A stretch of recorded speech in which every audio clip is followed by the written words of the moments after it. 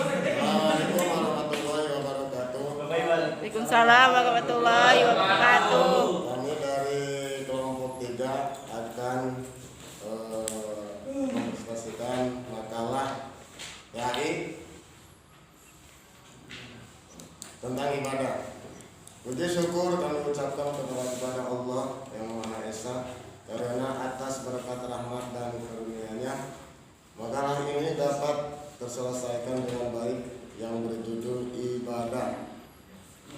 Meski banyak hambatan yang kami alami dalam proses perjalanan, tapi kami berhasil menyelesaikan makalah ini pada tempat waktunya. Pada tepat waktunya.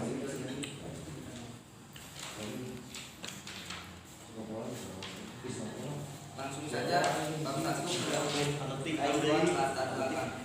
Kita sering mengenal dengan citra dirinya. Ketika kita berbicara tentang kerasukan kita ingat pada Harun dan kita membicarakan tentang kultus individu dan penyewaan, kita teringat pada Firaun. Begitu seterusnya. Citra diri adalah kepribadian. Kepribadian seseorang muslim adalah sifat tertentu dengan ciri yang membedakannya.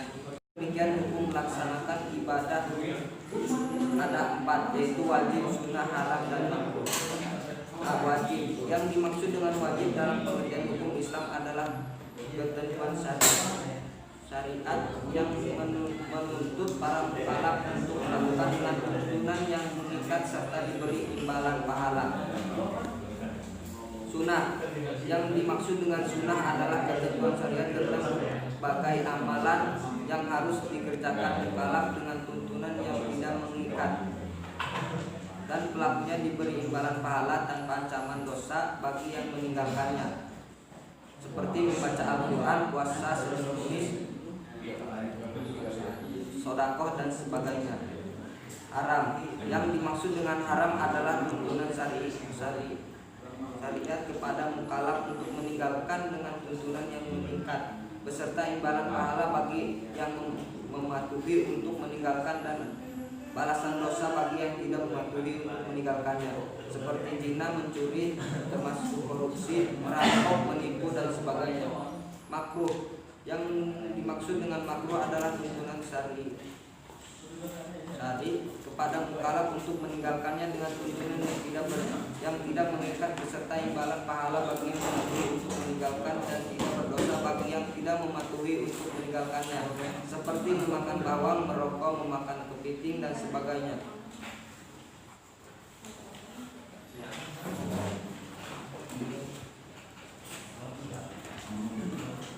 Pembagian ibadah dibagi menjadi 2, yaitu ibadah mahdoh, dan ibadah amal. Ibadah mahdah murni adalah suatu rangkaian aktivitas ibadah yang ditetapkan oleh Allah Subhanahu wa taala, dan bentuk aktivitas tersebut telah dicontohkan oleh Rasulnya serta laksana atau tidaknya sangat ditentukan oleh tingkat kecerdasan teologis dari masing-masing individu, yang termasuk ibadah mahdoh, misalnya sholat, puasa, zakat, dan haji.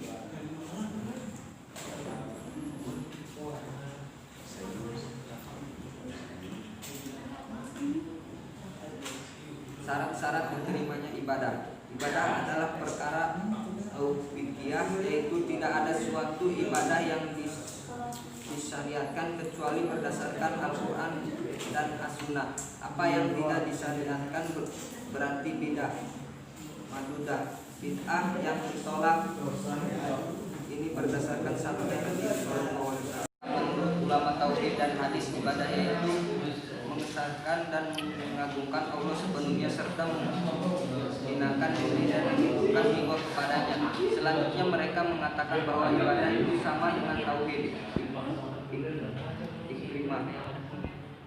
Salah seorang ahli hadis mengatakan bahwa segala lafaz ibadah dalam Al-Quran diartikan dengan tauhid. Oleh para ahli di bidang akhlak, mendefinisikan ibadah seorang tersebut mengerjakan segala bentuk ketaatan badaniyah dan melaksanakan segala bentuk syariat, hukum, akhlak dan segala tugas hidup, kewajiban-kewajiban yang diwajibkan atas pribadi, baik yang berhubungan dengan diri sendiri, keluarga maupun masyarakat, termasuk ke dalam pengertian ibadah. Menurut ahli fikih, ibadah adalah segala bentuk kekuatan yang dikerjakan untuk mencapai keridhaan Allah Subhanahu wa taala dan mengharapkan pahalanya di akhirat. Jadi pengertian ibadah adalah semua yang mencakup segala perbuatan yang disukai dan diridhoi oleh Allah Subhanahu wa taala, baik berupa perkataan maupun perbuatan, baik terang-terangan maupun tersembunyi, dalam rangka mengagungkan Allah Subhanahu wa taala dan mengharapkan pahalanya.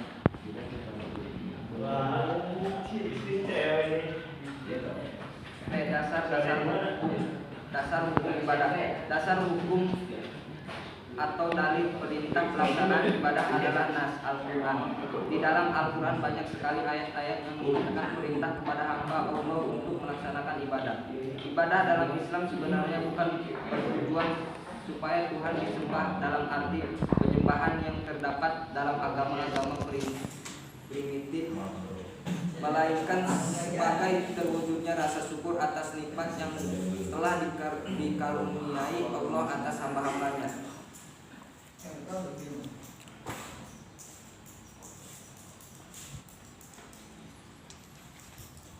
Hukum-hukum ibadah. Dari penjelasan di atas bawah dapat kita pahami bahwa ibadah adalah mengerjakan segala sesuatu yang diperintahkan oleh Allah Subhanahu wa taala, seperti amalan wajib dan sunnah, dan menjauhi segala yang dilarang olehnya, seperti haram dan makruh. Dengan demikian hukum melaksanakan ibadah ada 4, yaitu wajib, sunnah, haram dan makruh.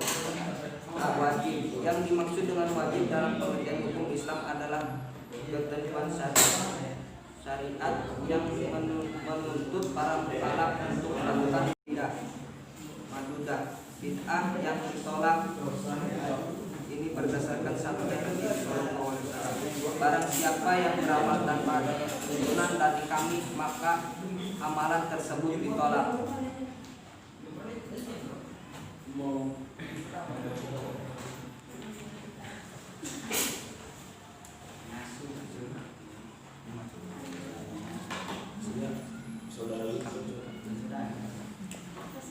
Hakikat dan hikmah ibadah.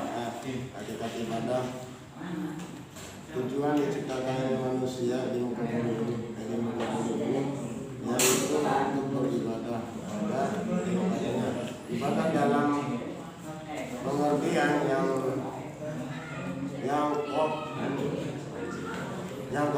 menurut Syekh Al-Islam Ibnu Taymiyah adalah sebuah nama yang mencakup segala sesuatu yang dicintai dan diridhai Allah Subhanahu wa taala berupa perkataan atau perbuatan, baik amalan batin ataupun yang zahir kata.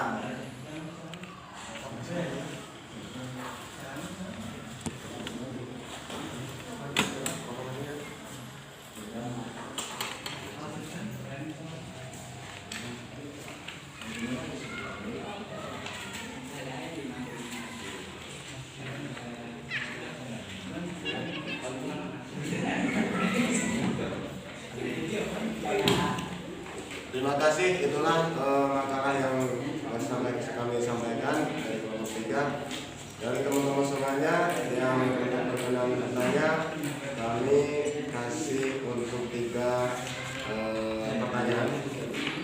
Silakan, waktu segala kehormatan saya silakan untuk yang bertanya. Pertanyaan Anda saya kabul.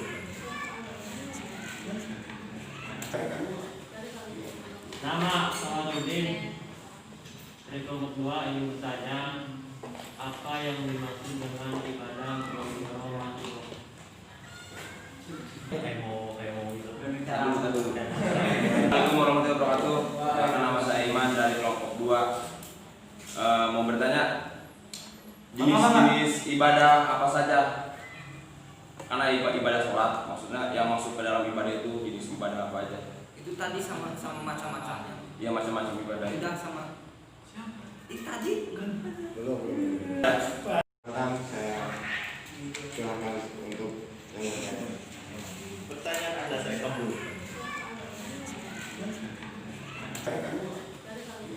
Nama Samarudin dari kelompok 2 ingin bertanya, apa yang dimaksud dengan ibadah Allah?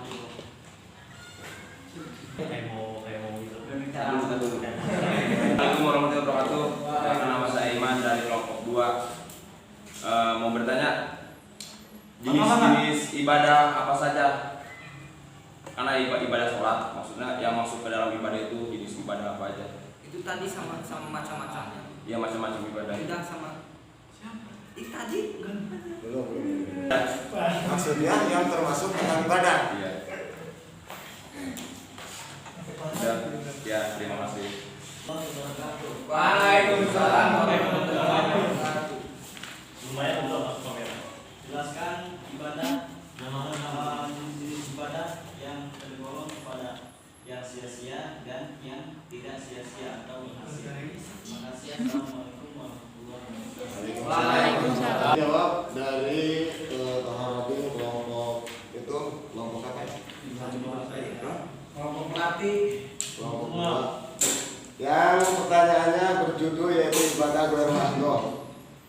Kata goer itu daripada selain, mahdoh itu langsung kepada Allah. Goer mahdoh itu cabang ibadah melalui makhluk sosial lagi, bukan langsung ibadah kepada Allah. Contoh kalau ibadah kepada Allah mah itu ibadah mahdoh kayak sholat ya kan? Kayak sholat, munggah haji itu ibadah mahdoh. Kalau goer mahdoh itu ibadah yang butuh pelantaran manusia dulu kayak zakat, sodako, berbantu sama orang lain, itulah bentuk ibadah bermakna. Cukup. Yang kedua dari Aiman. Yang kedua dari Bapak Abang Iman dari kelompok 2. kelompok 2. Macam-macam. Pertanyaan macam-macam ibadah yang apa tadi? Macam-macam ibadah yang tidak terhadap nominal ibadah gitu ya. Oke. Yang macam-macam ibadah yang masuk kepada ibadah itu kayak kita melakukan tujuannya niat dulu. Niat terhadap keikhlasan ibadah. Ya, keikhlasan ibadah. Kalau kita sholat, ya macam-macam ibadah itu walaupun sekecil apapun itu ibadah asalkan kita niatnya lillahi kalimatillah atau niatnya ikhlas karena Allah, itu akan menjadi bentuk ibadah. Contoh kecil hadis Rasul, idkhulus surur alal mukminin, itu bentuk ibadah. Memberi kebahagiaan terhadap orang mukmin atau terhadap orang umat Rasul itu suatu bentuk ibadah. Ya. Itu mungkin yang dibentuk macam-macam ibadah sekecilnya memasuki bentuk bahagia terhadap hatinya orang mukmin itu bentuk ibadah. Cukup? Apa? Gali. Tadi pertanyaannya. Pertanyaannya yang ibadah tidak sia-sia. Bentuk ibadah yang tidak sia-sia kalau kita taqabbal Allah untuk diterima sama Allah itu satu, hindari dari ketasawufan untuk riya, ujub, takabur. Nah itu perusak ibadah. Ya, kalau tidak sia-sia sekecil apapun itu ibadah, kita niatkanlah dari awal kita niat ibadah itu satu, ikhlas karena Allah Taala. Keduanya laksanakan tentang tuntunan-tuntunan yang berdasarkan untuk diterima sama Allah. Kayak kalau dibabakan ibadah mahdoh, sholat, kita harus tahu rukun, syarat, fardunya sholat itu. Ya, hakikatnya kita akan diterima sama Allah. Itu yang berbentuk ibadah tidak sia-sia. Yang intinya jauhi daripada 3 penyakit hati itu, atau ada berapa tuh? Ujub, takabur, riya, namimah, ya, iri, dengki, itu penyakit bertolakan yang sia-sia untuk ibadah. Ada di Al-Qur'annya itu apa? Saya lupa lagi. Cukup? Ada yang menambahkan? Iya, kalau ini untuk menambahkan itu Ustaz Rosin. Ustaz Mursid. Kalau samanya belum puas, silakan saya membuka peluang untuk membantu jawaban yang Makin. Cukup. Lanjut. Kita langsung ke bab 3 penutup. Kesimpulan, ibadah adalah semua yang mencakup segala perbuatan yang disukai dan diridhoi oleh Allah Subhanahu wa taala, baik berupa perkataan maupun perbuatan, baik terang-terangan maupun tersembunyi, dalam rangka mengagungkan Allah Subhanahu wa taala dan mengharapkan pahalanya. Fungsi ibadah adalah mewujudkan hubungan antara hamba dan Tuhannya, mendidik mental dan menjadikan diri disiplin. Hikmah ibadah adalah menjadikan manusia yang disiplin dan bertanggung jawab. Keutamaan ibadah adalah untuk mensucikan jiwa dan mengingatkan derajat manusia di hadapan Tuhannya. Saran, sebagai manusia hendaknya kita tidak melupakan hakikat dan pencipta kita, yaitu untuk beribadah kepada Allah Subhanahu wa taala sesuai dengan Al-Qur'an dan hadis, baik dalam ibadah mahdah khusus maupun dalam ibadah ghairu mahdah umum, dengan niat semata-mata ikhlas untuk mencapai ridho Allah. Daftar pustaka buku 1 Departemen Agama Republik Indonesia, Al-Qur'an dan terjemahnya. Gemar Risalah Press Bandung, Jakarta Barat. 2. Dr. Muniron, DKK Studi Islam STAIN, Jember Press, Jember 2010. 3. Dr. Andes Atang ABD, Hakim MA dan Dr. Jain Mubarok, Metodologi Studi Islam Bandung PT Remaja Press Dekarya 2000. Yang keempat, Dr. Andes Najar Bakri, Fikih dan Usul Fikih, Jakarta Sefi Raja Wali Press 1993. 5. Amin Abdullah, Filsafat Kalam di Era Postmodernisme, Yogyakarta, Pustaka Pelajar 1997.